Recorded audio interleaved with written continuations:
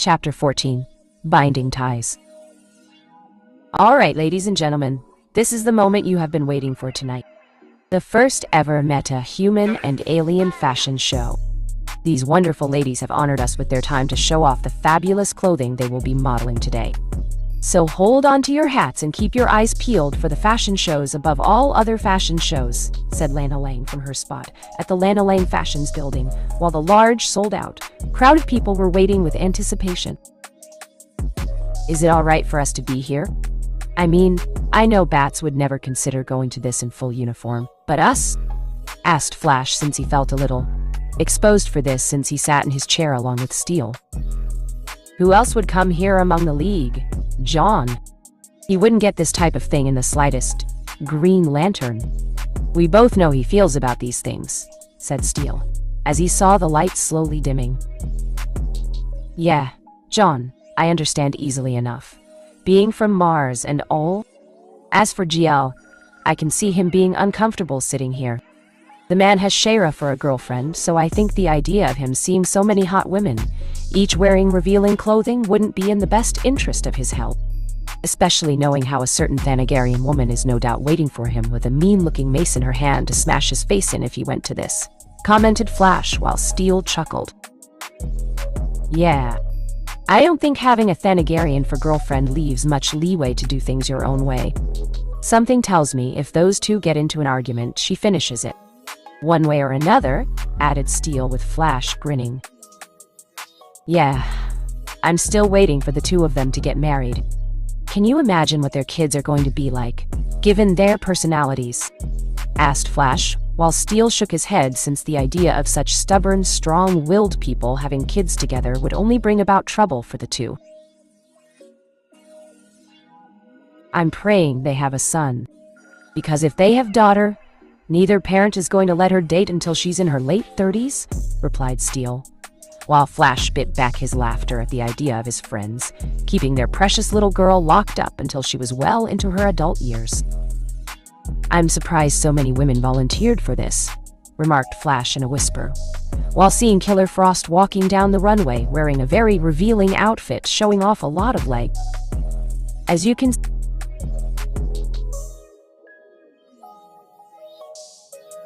see, ladies and gentlemen, Killer Frost may have a cool body, but what she is wearing is indeed hot, said Lana Lang, while watching the woman show off what she was wearing.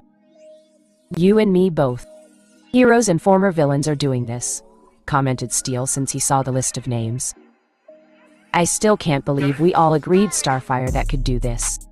How did she learn about this fashion show anyway? Asked Flash with Steel shrugging. I don't know. I know she was evaluated by Dr. Light regarding her unique situation, and Hashi gave the green light. If the good doctor says Starfire is healthy and has her libido under control, I'm not going to argue against it, said Steel, since Dr. Light had given the alien Tamar woman clean bill of health after a proper examination. Why did you agree to come to this anyway? Asked Flash curiously while Steel shifted a bit. No reason, answered Steel a bit too quickly. Are you sure? It isn't because of your interest in Vixen. We both know she volunteered to join this little fashion event when it first started, remarked Flash while Steel made a noise. Yes. Well, what about you? Asked Steel while refusing to answer Flash's question. And coming down the runway here is Giganta. Just look at her, folks. This giant jungle woman has a wildness to her that simply cannot be tamed by a normal man, said Lana Lang, while Giganta walked out in a very revealing bathing suit that was custom-built just for her size since she had enlarged herself a bit just for this occasion. She also wanted to catch the attention of a certain speedster who was now looking at her with wide eyes and a dropped jaw at what the woman was wearing. Her, whispered Flash while Giganta posed for the cameras flashing at her, and she blew a kiss right at Flash. I see, commented Steel a bit awkwardly since he knew Giganta was a, now, former villainess, and the idea of Flash being interested in her was a bit unusual. Of course, Steel wasn't one to talk since the woman of his own interest was coming up, next wearing a zebra-styled bathing suit that screamed animal magnetism. "Careful. Your armor is going to melt if your body heats up enough," commented Flash while he saw Vixen give Steel a wink when looking at him. "Shut up," whispered Steel while watching Vixen intently like a hunter on safari. Up next is Volcana. This woman has a hot body to match the very flames she is known to produce. Careful, boys. She doesn't mind being looked at by you, but being touched is an entirely different matter. Besides, she's taken," said Lana while some of the men were drooling, and others were getting glares by their wives or girlfriends for looking. "Someone is dating her? I don't know whether to feel pity or to envy the guy," said Flash while Steel nodded. "No argument there," whispered Steel, while seeing Killer Frost come out again, and was now posing in another fashionably sexy outfit.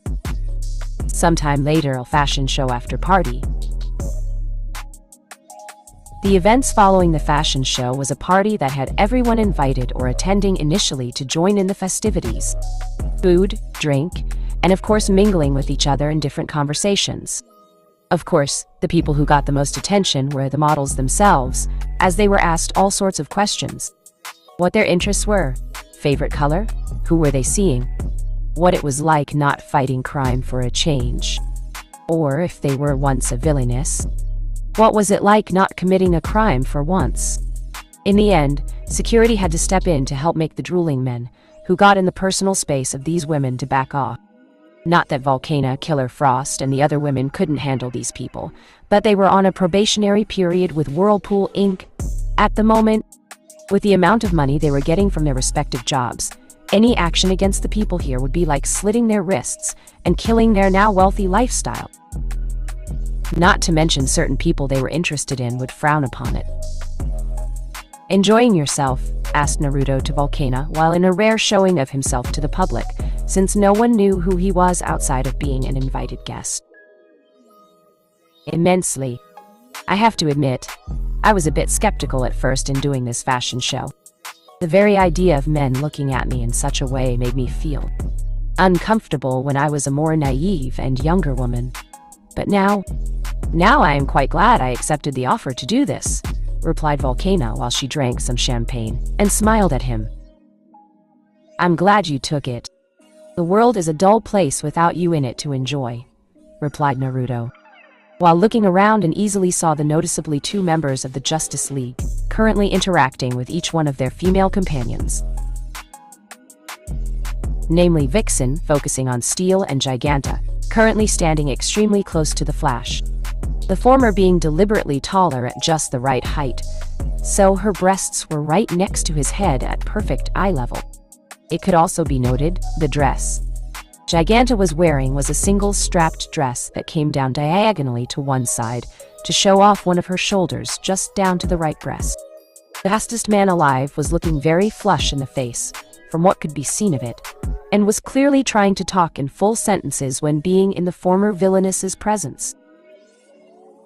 Naruto grinned at the idea of the two hitting it off. Giganta clearly thought he was funny and enjoyed his company despite the Flash's mouth moving faster than his brain at points in wanting to talk properly. Oh well. Young love knew no true speed, size, shape, or form when it came to romantic connections. As for Steel and Vixen, the two were clearly an item from the way Vixen was batting her eyes at the man, and Steel himself was feeling the heat beneath his armored suit. Naruto thought if things proceeded as they did, Steel's armor would melt, and the man would be exposing himself in more ways than one. Not that Vixen would care if he did, but the people in the room might. "Playing matchmaker, I noticed," remarked Volcana while seeing what he did. "Of course, people who are happy with each other should be together. Don't you agree?"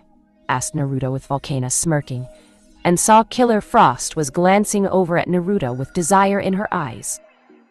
Like the other women here who were part of the man's harem at this party, they wanted to be near Naruto and ravage him like there was no tomorrow. Sadly, they had to wait until later on once the party was over, and they were back at the penthouse. Metropolis, the Dent residence. Bruce Wayne got out of his limo and walked up the steps to the suburban residence of one Harvey Dent and knocked on the door.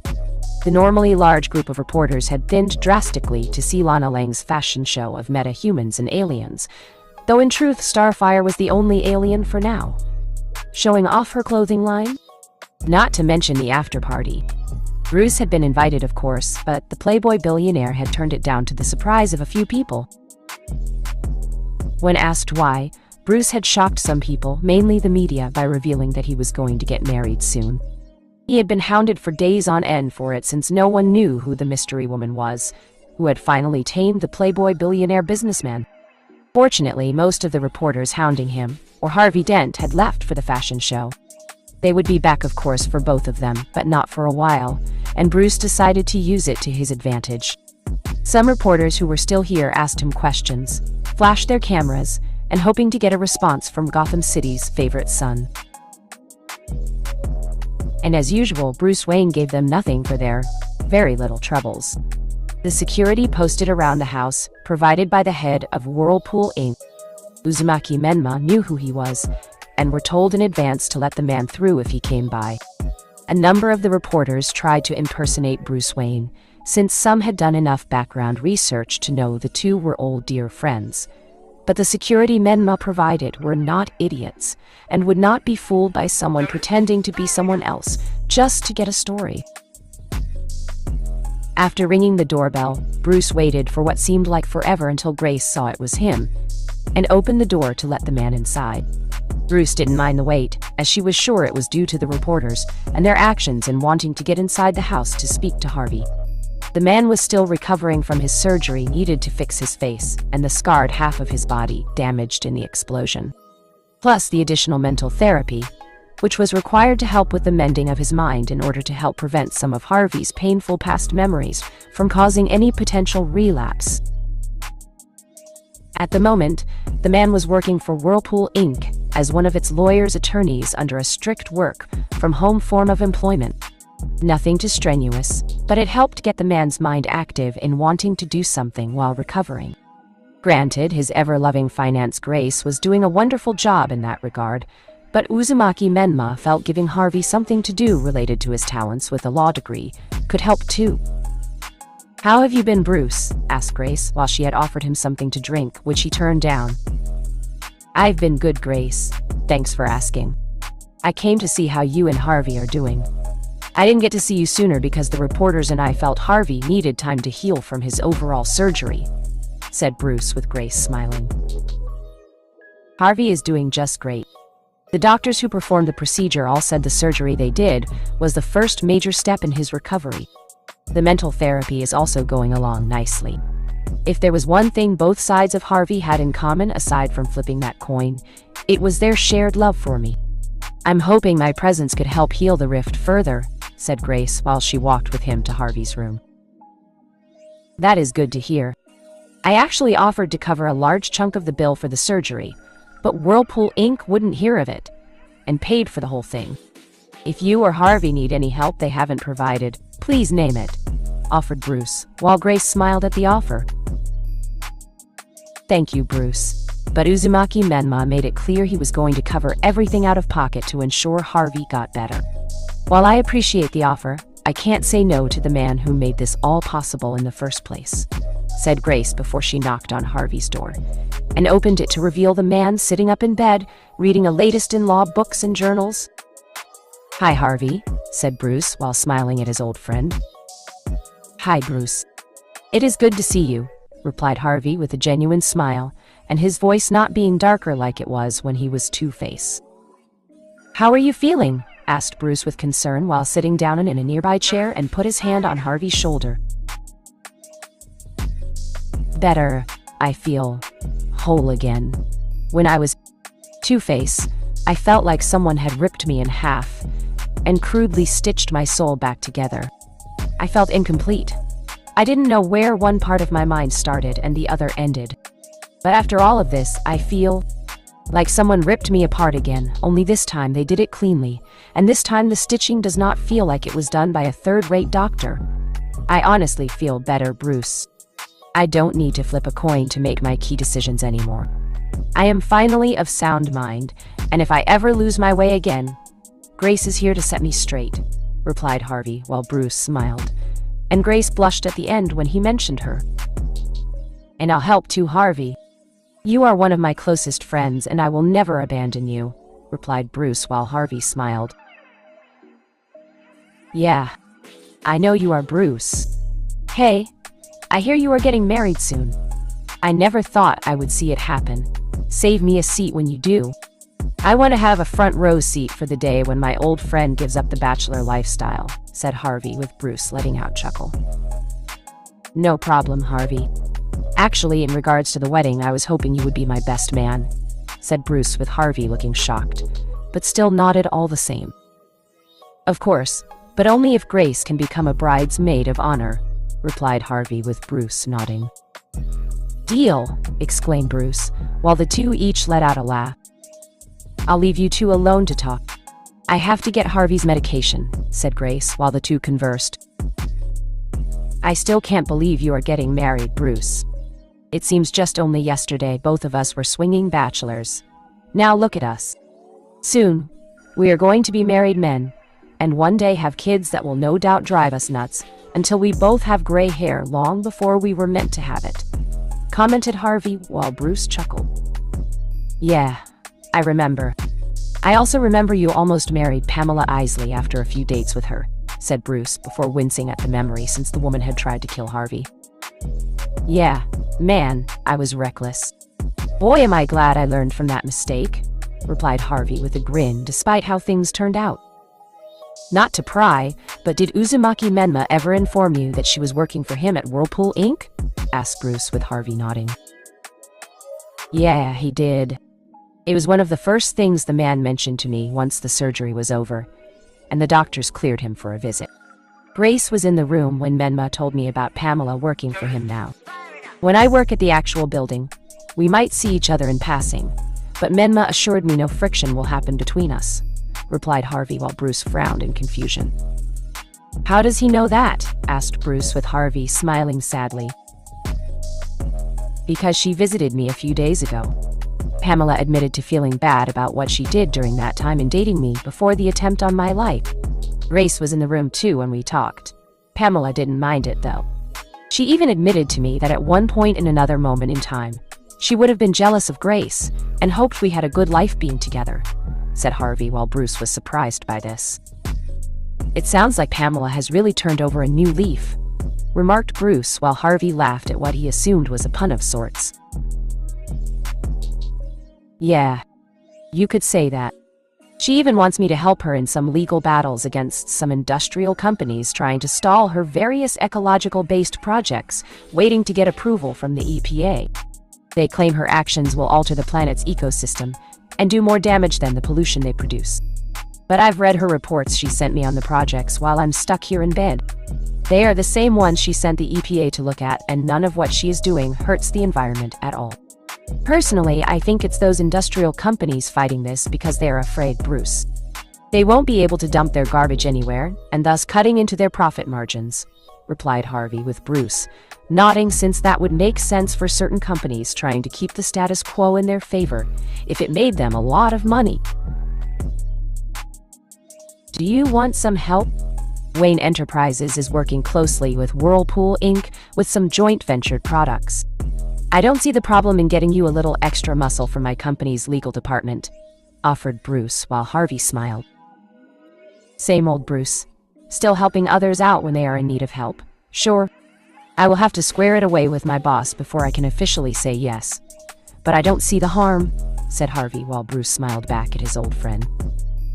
It would be a long day filled with discussions for the two. Unknown location somewhere in Europe. Vandal Savage was not amused. His plans for world domination were a failure time and time again. He failed when trying to take over the world through the Roman Empire all the way to Germany as World War II. His final attempt until now had almost turned a minor country into a supreme power with him as its king. All through using the satellite station in orbit over the world as a giant railgun fully capable of shooting asteroids at the Earth, unless the leaders of each nation surrendered to him, and was named its supreme ruler for all time. A bit grand in terms of desires, but considering how he was ageless and had not aged in so long, It was only natural the world was ruled by Vandal Savage. He was arguably the most superior human on the planet. He was smart, cunning, ruthless, determined, and ambitious in his goal of ruling over the world under his iron fist. What more could there be in terms of becoming the perfect individual? "You really are a piece of work," commented Naruto while Vandal Savage glared at him from his position tied up in his own chair. A means to free himself from this flesh-cutting wire filament in a way that didn't rip into his skin and bones came to mind. "I would say thank you, but something tells me you meant it as an insult," said Vandal while Naruto chuckled. "That I did, and I am right. All this time being alive, and you just throw your long-lasting, practically immortal life away by trying to conquer the planet. And also you can rule over it like a tyrant," replied Naruto with his disappointment being heard clearly from behind his mask. Naruto had done some digging to find Vandal Savage. The man was elusive to say the least. Almost as good as Naruto himself, if not for the fact the man didn't hide his face from the public, and tried the whole blend with the rest of the crowd tactic, which in this day and age just didn't work so well with camera phones, security cameras, ATM machines, and other electronic means of tracking people. So with that in mind, Naruto used them all to find the man within a matter of a few weeks, in small country of an even smaller town with technology, not exactly being the most advanced. But the man hid it well in his small one-person home, surrounded by people in a town where no one knew him. Quite smart when you think about it, but Naruto was smarter. He had 2 tracking programs working to find Vandal.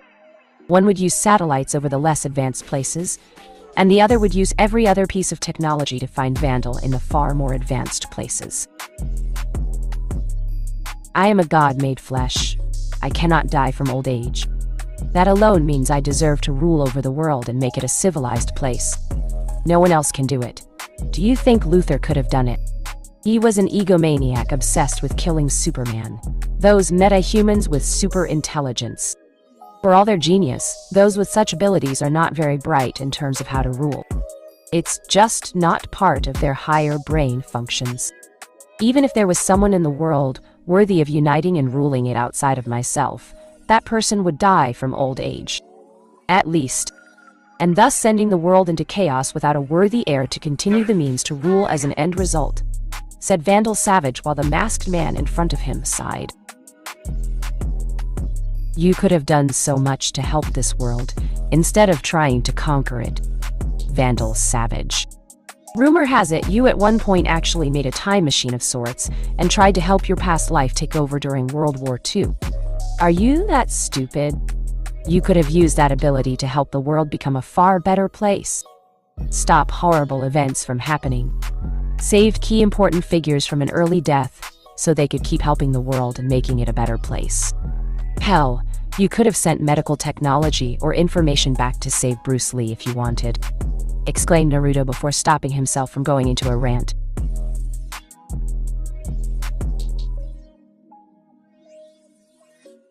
Seriously though, Bruce Lee could have been saved. The man had made some of the best martial arts movies around. If anyone deserved to have his life saved and keep on living via a time-traveling intervention, it was him. "A waste of time and effort. Besides, every other life outside of mine is irrelevant. A means to an end if they hold value," remarked Vandal Savage, and sensed Naruto was looking very pissed off right now behind his mask. "So people are pawns to you. Tools to be thrown away when they are of no further use. No matter how loyal, no matter how devoted. They could work their hands raw and break their backs for you, only to never be missed. Is that what you are saying?" asked Naruto, while the image of Shimura Danzo covered Vandal Savage's form in his mind. Aside from the man's beard along with the lack of bandages, the two were practically the same in terms of physical appearance and personality-wise. Does a god care about the mortals he commands? No. They live to serve, and how they do it is entirely up to the god's discretion. Besides, most of the people this world has to offer are fools anyway. They should be honored to be my servants, pawns, and tools for my grand scheme to rule the world," replied Vandal Savage calmly, only to get a kunai to the shoulder with Naruto twisting the blade. You disgust me. People like you always disgust me. You have this wonderful means of living forever, if not a very long time. And what do you do with it? You spend your time trying to conquer, oppressing, and rule through tyranny over the world without a care to those you hurt, said Naruto while watching the man grit his teeth in pain. At least he had an excuse for his practical immortality with leaving the world behind to grow on its own up until now. At least, Naruto popped in from time to time to see how things were going before deciding to leave things to progress naturally in terms of human development. What was Vandal's excuse? Oh right, he had none. Like, I care what you think. You are just another insect. Another mere metahuman for a mortal who has decided to judge a true god of this world because said god in question is the superior being. And you can't stand anyone, much less myself, being your superior in all things, including eternal life, countered Vandal while Naruto let out a chuckle before it went into a full-blown laugh that echoed throughout the room. You think I am just another mere mortal? Some metahuman with a god complex? Do you honestly believe that I am some inferior entity compared to you? You have no idea who I am, do you? Asked Naruto while laughing and struggling not to fall over while doing it. What are you talking about? Asked Vandal, while Naruto's laugh went from hysterical to downright cruel and evil sounding. Demonic even. Foolish child, you think yourself a god, the one to rule this world. But you are but an infant compared to me in terms of years, wisdom, and experience. I have lived long before you and this world had healed enough to tolerate the human race's continued existence. I lived long before humans wielded swords, shields, and spears to kill each other in violent battles for supremacy. Before when humans would kill each other with rocks and clubs while wearing furs for warmth. When fire was their god or lightning was considered the ultimate form of destruction, while they huddled together in caves during a storm, said Naruto in a demonic voice, while his power started to ooze from his body. What are you? Asked Vandal in a whisper, while the image of a giant, one-eyed, 10-tailed creature appeared behind Naruto. A true god. One who has seen into your very being and found you. Unworthy of your gift, and as such I intend to take it from you, said Naruto before raised his hand and shot it into Vandal's chest while grabbing the man's heart. Ah! Screamed Vandal while blood came out of his mouth. Interesting. This energy Vandal absorbed all those years ago. It actually covers the body in a form of time-space stasis field. The body itself doesn't age at all past the moment of absorption into the body. A single piece of this energy could sustain a normal person's life indefinitely without ever running out. I can use this to my advantage, thought Naruto, knowing some of the women in his life were bound to the mortal coil of life. And he felt it was unfair to said women, knowing the others like Donna, Kara, and Galatea, to name a few, would outlive them. He wouldn't allow that to happen anytime soon.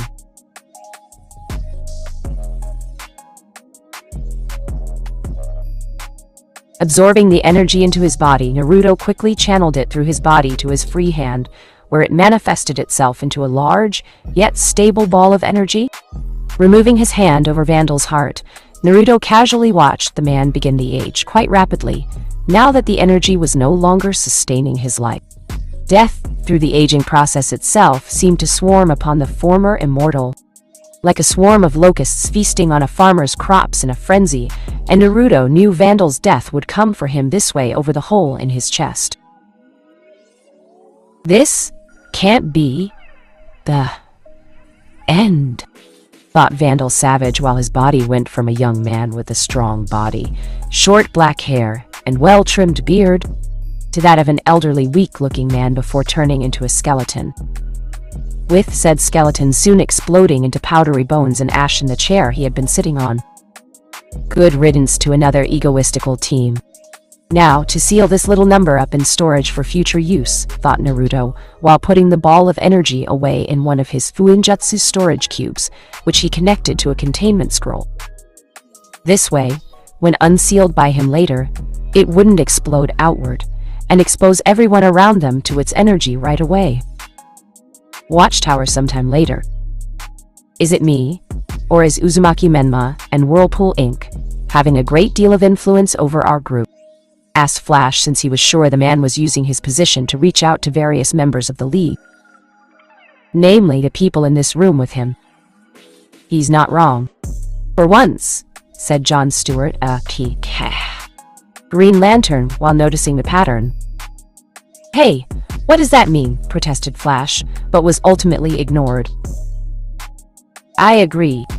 The man sent me an invitation to his company to discuss working together to fix the serious issues surrounding the toxic waste and other problems surrounding the ocean floor.